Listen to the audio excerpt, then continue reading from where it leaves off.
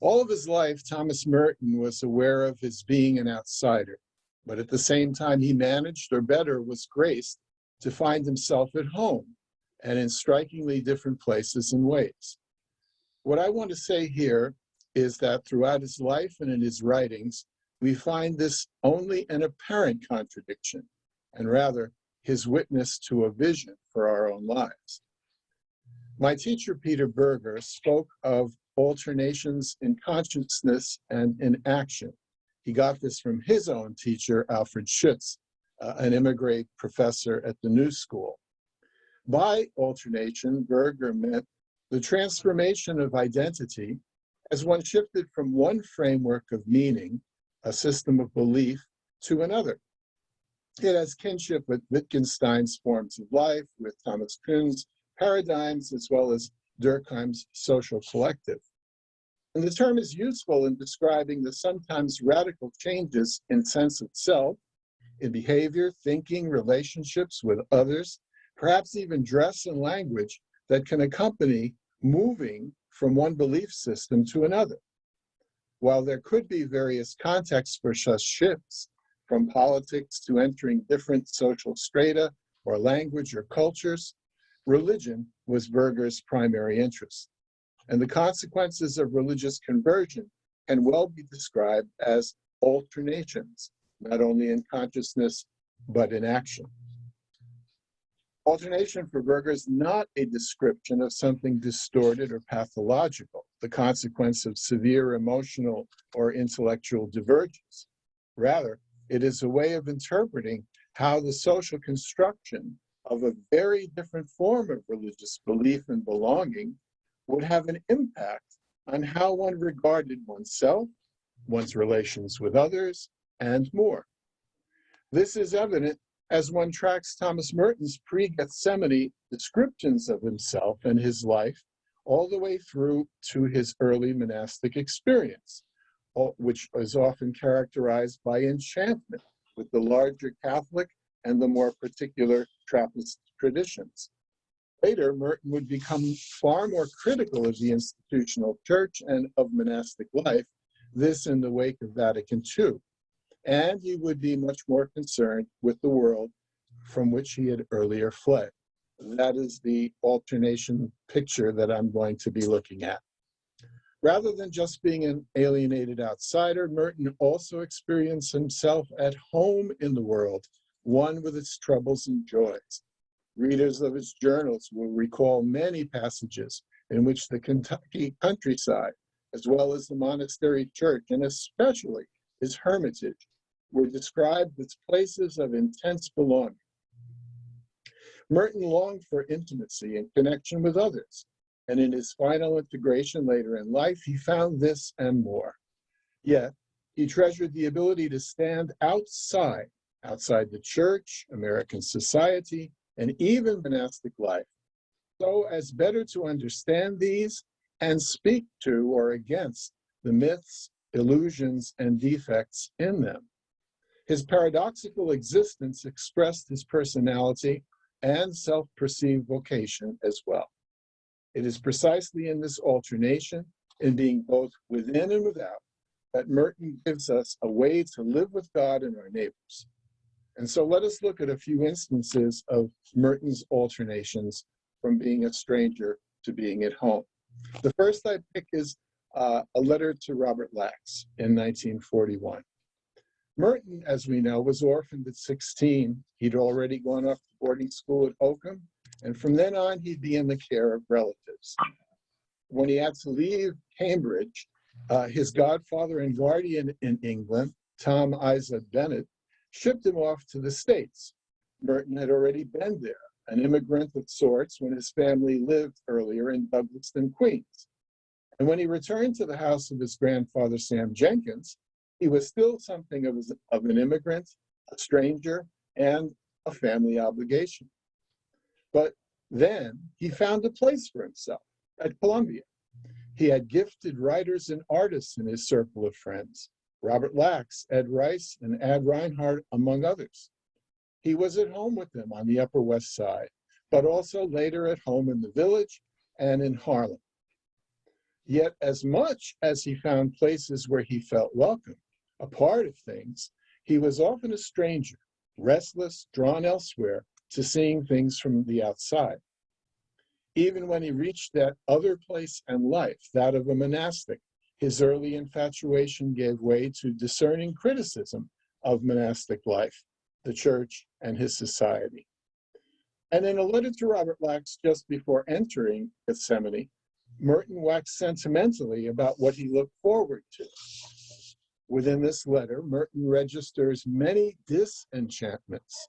Disenchantment with both Columbia and St. Bonaventure's, where he taught, with messy apartments, smoky bars, with the subways, with Harlem, and the rest of the city in which he rooted himself.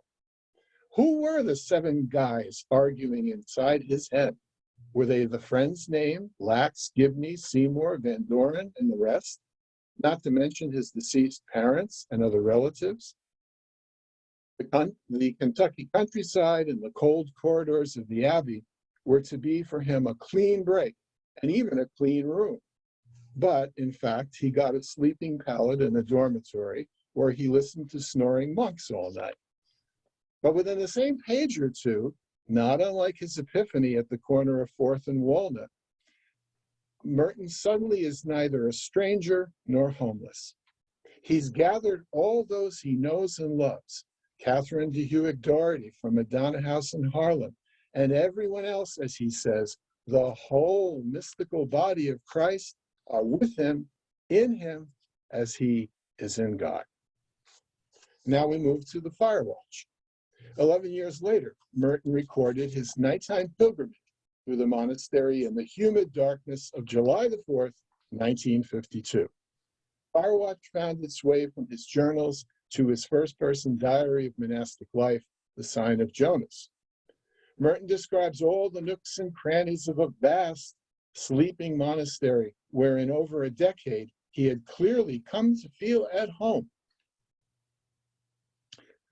He lingers over corners and passageways full of memories and connections, parts of the place rich in his own journey of making vows, being ordained a priest, doing research and writing, working in the fields and the forests. Firewatch is marked by Merton's strong piety, vivid in the 1941 letter to Lax, that would disappear in a few years. It would be replaced by a much more mature spirituality and a passionate engagement with social justice as Merton moved forward in his path to integration. This is another instance of his alternation in identity and commitment. On that still hot night, the impudent fire-watching monk complains about the number of retreatants coming, as well as the avalanche of those seeking to try monastic life. All this in the decades since he entered an oasis of silence and emptiness. Poor Father Lewis, your paradise has been invaded.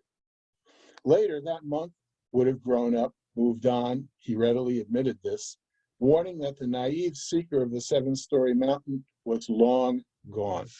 Merton's passion, a defining element of his person, would be there later in the journals and articles and in the talks to the novices, student monks, and the monastic community at large. Eventually, the direction of his heart would be extroverted, social, taken up with the civil rights and anti-war movements, with the stodginess of the institutional church, and more. Firewatch, though, is not just the monologue. Merton talks to God and to his reader, and not just about the dark, hot monastic spaces he's traipsing through, clocking in at various fire stations. The whole adventure is one long divine human encounter. Firewatch concludes with the memorable conversation of God. Yes, God gets to speak. With Jonah, or is it Merton? One can hear the alternation in Firewatch's ending. Clarity replaces confusion, conviction, doubt. Confidence replaces fear. Power does the same for weakness. We'll see something later in other encounters. And at one and the same time, Merton seems both distant from all the rituals and rules from the very brothers, the other monks, in this paradise of a cloister to which he had run, yes, fled in December 1941. Yet despite the pious vocabulary, Merton clutches at a spark, discerning the wisdom. Quote, "You are found in communion, thou in me, and I in thee, and thou in them, and them in me."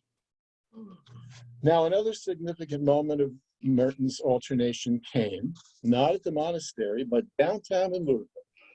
This is the well-known epiphany at the corner of what was then 4th and Walnut. Yesterday in Louisville, at the corner of 4th and Walnut, suddenly realized that I loved all the people and that none of them were or could be totally alien to me. As if waking from a dream, the dream of my separateness, of my special vocation to be different.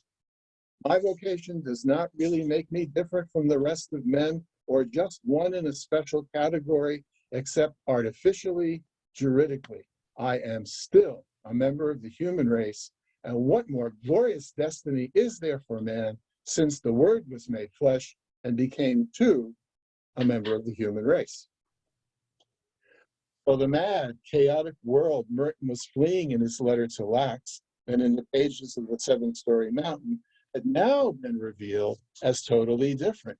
At the Louisville street corner, Merton's alternation is evident. He moves from monastic exile to embrace an engagement with the world. This is before all those letters, articles, journal entries that he would produce in the next decade, till the last talk in Bangkok, before the many conversations and visits he would have with activists, artists, friends, and spiritual leaders. Now we move to the Hermitage. Of many memorable writings, Day of a Stranger stands out. By 1966, Merton's long-held wish for a hermitage at Gethsemane had been answered with construction of a simple concrete block dwelling. And he was eventually allowed to spend much of the day and night there, coming to the monastery for daily liturgy and talks and other obligations. Much can be said about the last years of Merton's life and the central place of the Hermitage in them. Suffice it to say that in A Day of a Stranger, we witness yet another set of alternations. This is not a hermitage, it is a house. Who was that hermitage I see you with last night? What I wear is pants. What I do is live. How I pray is breathe. Who said Zen? Wash out your mouth if you said Zen. If we read this piece carefully, as well as the journal entries from the Hermitage years, several significant alternations are evident. Merton talks about the sack bombers overhead, thinking about the death that they bear within them. He comes to support his friend Dan Berrigan and other peacemakers in their protests against the war and in their arrests. He writes about the efforts of the civil rights movement to combat racism. He would have had Martin Luther King Jr. to Gethsemane for a retreat had not the assassination on April the 4th, 1968, intervened. One can also hear Merton's growing frustration with the institutional church and the pace of renewal in monastic life.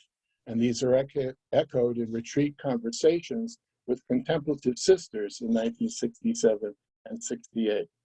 Writing from his hermitage, Merton speaks of dressing simply, like everyone else, like the first desert mothers and fathers. The New Testament is seen in the woods in the much simpler life at the hermitage. But Merton remains fully a member of the community, and yet at the same time defines himself as an individual apart from it. Later, he will search for other possible hermitage sites in Northern California, New Mexico, and Alaska when he's allowed to travel. The alternation between being a stranger and being at home enabled him to empathize with those who were marginalized.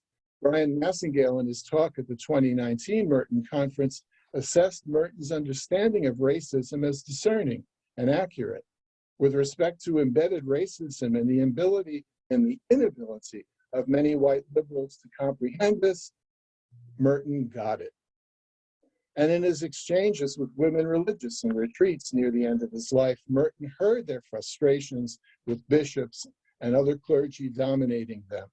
In his correspondence, there were moments of connection with those struggling with the institutional church, priests, religious, lay people too. Merton's journals contain numerous entries echoing his own conflict with his abbot, and likewise he recognized the resistance to reform and renewal, not only in his order, but across the board in the church. And finally, to Sri Lanka. Toward the end of his Asian journey, and just 8 days before his death, Merton visited Polonnaruwa in Sri Lanka. He'd already been in Bangkok, Calcutta, New Delhi, and Dharamsala, where he met a number of Buddhist monastics, including the Dalai Lama. It was Monday, December the 2nd, 1968, when he got there to Polonnaruwa. This was a sacred place with both Buddhist and Hindu temples, but it had long been abandoned. Among the ruins were several enormous sculptures. There was Buddha in a cave, Buddha seated, a statue of Ananda, Buddha's disciple, and then the Buddha in a reclining position, likely the dying Buddha. Although Merton already had experienced numerous spiritual encounters in Asia, his encounter with these statues, with the Buddha, exceeded anything he had expected in his Asian pilgrimage. A couple of days later, he entered the visit in his journal notes, and I'll just quote a couple of lines. Polonnaruwa was such an experience that I could not write hastily of it, and I cannot write now, and not at all adequately. Looking at these figures, I was suddenly, almost forcibly, jerked clean out of the habitual half-tide vision of things, and an inner clearness, a clarity, as if exploding from the rocks themselves, became evident and obvious. At Polonnaruwa, there were no conversation partners, only silence. Merton was intensely present to these monumental statues and the Buddha they embodied. Merton, the orphan, once again found family and another side of identity. Merton, the stranger, felt at home. Merton, the lifelong seeker, found what he was looking for. He sensed one more time, one last time, that he was found. I think it's possible to see this as a cumulative event, with so many years of inner exploration leading to it. Perhaps Merton could have said that, quote, all problems were resolved and everything is clear, as he did write, and that everything was emptiness and compassion earlier, but certainly he could say it once he had arrived there. In these words, I think we hear Merton again, and for the last time, express the alternation I've been trying to describe. In the end, in his personal integration, he identified as both a stranger and one at home. This was true of his family of origin and the relatives who later cared for him, Tom Bennett, Sam Jenkins. It held true for those with whom he came to feel at home in Columbia, Robert Lax, Mark Van Doren, Rice, and the rest of them. And then there were all the brother monks at Gethsemane, and all those to whom he wrote, from Dorothy Day to James Baldwin and dozens of others. Alternating between being a stranger and being at home was his path. Merton was never one to hold up his experience, his actions, or his life as models for others. In his writings, he tried to point to what he had learned about contemplation, about the lifelong struggle to be one's true self, rather than the false selves that grow up around us all and in us all. His humility, as Paul showed us. By his own admission, Merton wanted to alert his readers to the unacceptable realities of racism, poverty, and warmongering, all so deeply embedded in American culture and society. From his monastic exile, he returned and embraced the world as God's creation and the place of God's kingdom of justice and peace. He convoked the retreat for peacemakers in 1964, the one that Gordon Oyer has so well documented, expressing solidarity with the Berrigans, with A.J. Musti, Ping Ferry, Jim Forrest, and others. Then there were all the writings against the arms escalation, the Vietnam War, the politics of power mongering, masquerading as foreign policy, some blocked from publication, eventually published, but nevertheless circulated by friends making copies. Merton understood what the prophetic stance was. He recognized it in Dorothy Day, the Berrigans, Martin Luther King Jr., and others, and he willingly embraced it, as Day of a Stranger and so many other journal entries attest. It demanded both being a stranger to culture while speaking truth to power, and at the same time, embracing the world as God's gift and home. Merton did not hold himself up as exemplary, but offered the perspectives of protest and peacemaking to his readers. His alternation between being the stranger and at home down the years stands as more than his own peculiar path. For though there may be no continuing city, we walk in the footsteps of Abraham and Sarah and so many others. As immigrants, we are headed towards a home yet to come, a promised land, a New Jerusalem. Throughout the Hebrew Bible, we are urged to remember that we too are the descendants of ancestors who were strangers in the land, yet welcomed in hospitality. We are outsiders who came home. And I think of Marilyn Robinson's beautiful trilogy, now with one more volume added, all being about this movement, finding home, coming home. In fact, all of them are expansions of the parables of the loving father and the prodigal son. This motif is not so far from the Paschal mystery, isn't it? The mystery of death and resurrection. Indeed, all the times Merton found himself at home, it was also new life and rebirth. His alternation remains a living witness.